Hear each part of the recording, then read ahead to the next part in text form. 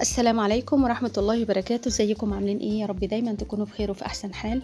فيديو النهارده ان شاء الله من الفيديوهات المميزة ليا ان شاء الله باذن الله. يعني ده اول مشروع ليا، يعني كان نفسي في المشروع ده بعمله كتير، وكان صحابي دايما يقولوا لي اعمليه نوجة وكده، فانا قلت بقى لازم اعمله في الايام الصعبة اللي احنا فيها دي، برضو نساعد بيوتنا ونساعد اولادنا. اول حاجة طبعا ده الكيك بتاعنا، عملته معاكم قبل كده.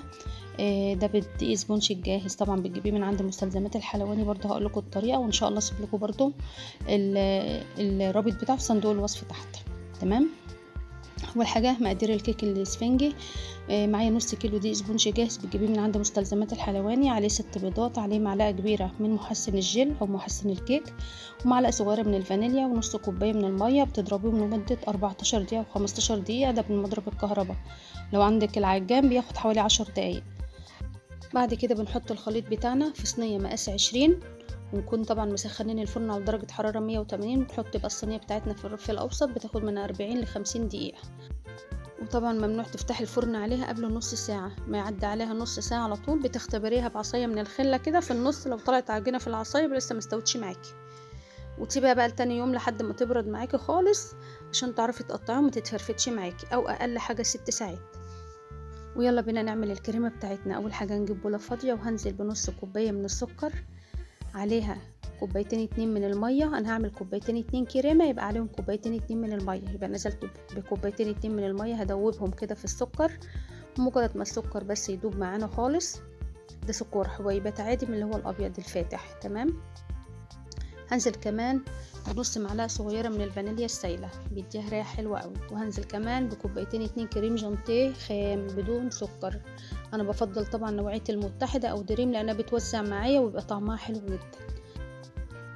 كمان بقى لو انتوا عايزين تعززوا الطعم يبقى احلى من كده كمان، زي التورت والجاتوات اللي احنا بنجيبها من بره، ممكن نضيف معلقتين 2 كبار من كريمه البسري، او اسمها كريمه الباتيسير. هضيف معلقتين 2، ده بيخلي الطعم تحفه برضو يا بنات. لو ما عنديش كريمه الباتيسير ديت، ممكن تحطي بدلها معلقتين 2 لبن بودر، تخلي الطعم حلو قوي. ساعات بتاكلي الجاتوه من بره او تورته بتحسي طعم الكريمه حلو، ده بيبقى السر بتاع المحلات. تمام.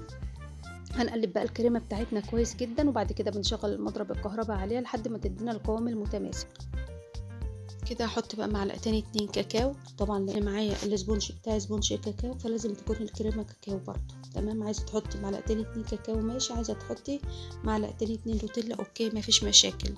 هحط بقى معلقتين 2 من الكاكاو، ده كاكاو اللي هو الفاتح مش الغامق. متحطيش الغامق عشان ما يديكيش مراره في الكريمه بتاعه التورتيه وانت بتاكليها. هقلب بقى الكاكاو كده كده. تمام. بقت الكريمه بتاعتنا جاهزه. زي ما قلت لكم ممكن تحطي كاكاو، ممكن تحطي نوتيلا زي ما انت عايزه. لو بتعملي بقى تورتايه اللي هي فانيليا بس، ما بتحطيش كاكاو، لو بتحطي اي حاجه. احنا بنحط كاكاو او نوتيلا عشان بنعمل برضو الاسبونج بتاعنا كاكاو. هنعبي بقى الكريمه بتاعتنا في كيسه كده عشان تبقى سهله معانا، واحنا بنوزع الكريمه على التورته تبقى سهله معاكي في التجليس. كيسة عادية خالص من بتاعة التلاجة أو كيسة الحلواني، فأنا ما بوزع بكيسة التلاجة عشان بتبقى أوفر معاكي بكتير. تمام. أو بتبقى سهلة معاكي. بتطلعي بقى الهواء الزايد اللي فيها، بعد كده بتربطيها وبتعملي لها خرم بقى من الجنب كده، بتساعدك في التجليس بتاع التورتة. هنجيب بقى الدورة بتاعتنا، وده طبق اللي هنعمل عليه التورتة. طبعا الطبق بيبقى كبير شوية عن مقاس التورتاية. نحط بقى شوية كده من الكريمة عشان الكيك بتاعنا ما يتهزش واحنا بنجلس التورته. تمام. تضغطي عليها حاجه بسيطه كده لحد ما تلزق في الكريمه، وبعد كده اسقيها بالشربات. طبعا الشربات ده ببقى محضراه عندي وشايله عندي في التلاجة على طول. الشربات ده عباره عن كوبايتين 2 سكر، عليهم كوبايه ميه، بتحطوهم على النار، ومجرد ما يغلي بتضيفي نص ليمونه، وبتضيفي معلقه صغيره من الفانيليا. بس بيغلوا معاكي حوالي 5 دقايق، وبعد كده بتطفي عليها. وبعد كده بتسيبي الشربات لما يبرد معاكي خالص، وبعد كده تستخدميه عادي في الكيك. تمام. يبقى كده حطينا طبقة من الكيك، وبعد كده سقيناها بالشربات، وبعد كده هنحط طبقة كده من الكريمة. متحاوليش برضو تكتري الكريمة اوي ولا تقلليها اوي، تبقى متوسطة. بترش بقى شوية كده شوكولاتة شيبس او كريز بشوكولاتة، او لو عندك صوص الشوكولاتة ممكن تحطي نوتيلا تسيحيها وترشيها كده في النص زي ما انتي عاوزة. هنحط برضو الطبقة التانية ونسقيها برضو بالشربات بتاعنا. برضو ما تحاوليش تكتري الشربات عشان ما تعجنش معاكي. هتوزعي بقى طبقة من الكريمة. زي ما قلت لكم الكيسة بتبقى سهلة معاكم خالص في التجليس.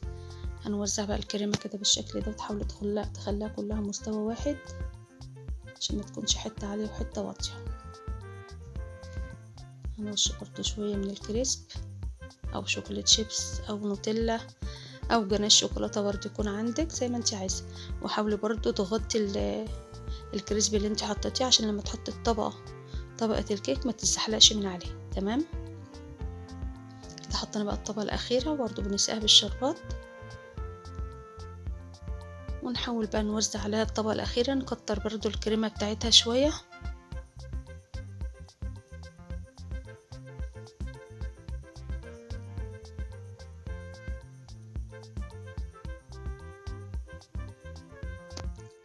نيجي برضو نجلسها من الجوانب كده برضو ونحاول نكتر طبقة الكريمة. طبعا الكيسة بتاعتي خلصت، مليتها تاني. بتبقى سهلة معايا جدا وانا بوزع الكريمة كده، تديكي طبقات متساوية، متبقاش حتة عالية وحتة واطية، وتبقى سهلة معاكي خالص في التجليس كده. تمام حاولي بقى تغطي الكيك بتاعك كله، متحاوليش تخلي الكيك بتاعك زاهر خالص كده. بعد ما حطيت الكريمة كلها وغطيت الكيك بتاعنا كله بالكريمة، بحاول بقى اوزع الكريمة كلها بالشكل ده بالاسباتيول. بتبقى سهله معاكي. ما عندكش الاسباتيول ده ممكن بورقه كوتشينه او بجلدة كراسه من كراسه اولادك كده، تسوي الحرف كويس كده وهتبقى سهله معاكي وهتديكي سطح ناعم خالص. يعني اي حاجه في البيت عندك هتنفع ان شاء الله. تمام او ممكن بظهر السكينه ممكن تعملي بيها برضو. هنوزع بقى الكريمه كده لحد ما تدينا سطح ناعم خالص. بعد كده بجيب المشط ده، مشط الحلويات. برضو ما عندكيش المشط ده ممكن بشوكة، ممكن تعملي برضو الخطوط دي بشوكة كده من الجوانب، او لو عندك مشط كده ما استعملتوش في البيت ممكن تستخدميه برضو في المرحلة دي. يعني بيدي شكل حلو قوي للتورته من الجوانب. تمام كده بعد ما عملنا لها الزجزاج كده، بجيب بقى منديل وانضف بقى البوردة بتاعتي واحطها بقى في التلاجة اقل حاجة لمدة ساعة كده. تمام احطها بقى في الفريزر لمدة ساعة. وبعد كده هنعمل بقى الشوكولاتة بتاعتنا. ده انا معايا شوكولاتة سما، اخد منها بس 4 مكعبات. 4 مكعبات دول هيكفوني وهيفيدوا كمان. يعني ممكن تاخدوا مكعبين ونص او 3 مكعبات. تمام هنبشرها كده بالسكينة بشر خشن، ما تبقاش ناعمة معاكي خالص. او لو عندك مبشرة ممكن تبشريها بس بشر خشن. تمام كده بشرت 4 مكعبات ما شاء الله، يعني تفضل منهم كمان. اخد بقى حوالي معلقتين 2 كبار كده واحطهم في كسرولة، وهنزل كمان عليهم ب3 معالق من اللبن. تمام ارفعهم بقى على النار، ومجرد بس ما تبدا تسخن قوي او يعني ما تبدا معاكي في الغليان، ارفعها من على النار على طول، ما تخليهاش تغلي معاكي. بعد كده قلبيها لحد ما تسيح معاكي خالص وما يبقاش فيه قطع شوكولاته متكتله. اهي كده ساحت كلها الشوكولاته خلاص. هنجيب بقى كيسه من كيسه الحلواني اللي هي رفيعه دي، اللي لها بوز رفيع، وهنزل بالصوص بتاعنا في قلبي. عايزه اقول لكم المعلقتين دول فاضوا منهم كمان، يعني ممكن تعملي معلقه واحده بس. يبقى معلقه شوكولاته مبشوره عليها معلقه ونص من اللبن كده. خلاص سبتهم لحد ما ساحوا، حطيتهم بقى في الكيسه بالشكل ده. هنجيب بقى التورتيه بتاعتنا بعد ما طلعت من الفريزر، قعدت في الفريزر لمده ساعه. بتقصي بقى الكيسه من قدام كده، تعمليها خرم صغير خالص، وتعملي 7 في 8 كده من على حرف، بحيث ان الشوكولاته تنزل على الحرف بالشكل ده. سهله جدا. شايفين ما شاء الله كمان الشوكولاته بتاعتي اتفضلت معايا، يعني ممكن تعملي معلقه واحده بس هتكفي كمان وتزيد كده. تمام هنجيب بقى كيسه فيها شويه كده من الكريمه وهنعمل روزيتات. ده الروزيتا اللي هستعملها، ده شكل القمع اهو. احطه بقى في الكيسه بتاع الحلواني واعمل روزيتات بالشكل ده. بتحاولي بس تطولي الروزيتا شويه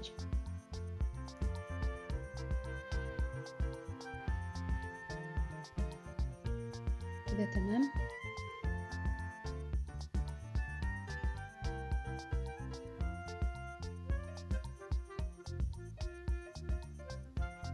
هنجيب بقى الشوكولاته المبشوره بتاعتنا ونحاول نوزعها كده في النص. يعني حاولي تعملي الروزيتات الاول وبعد كده تعملي الشوكولاته المبشوره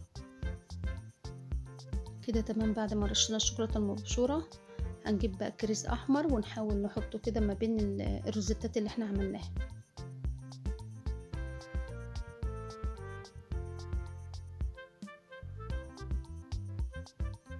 كده تمام. معايا بقى كريز بشوكليت صغير كده هنحطه على الروزيتات من فوق، برضو هيديها شكل حلو قوي.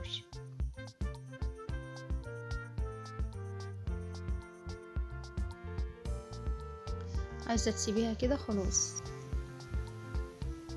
كده تمام. ممكن برضو تحطي كده على الجوانب بشكل عشوائي.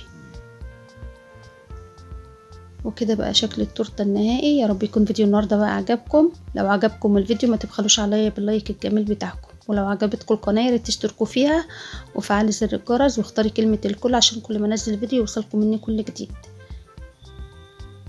كده تمام بقى شكل التورتايه النهائي. جربوها بقى وقولوا رايكم في التعليقات تحت. اشكركم على المشاهده والسلام عليكم ورحمه الله وبركاته. بحبكم في الله.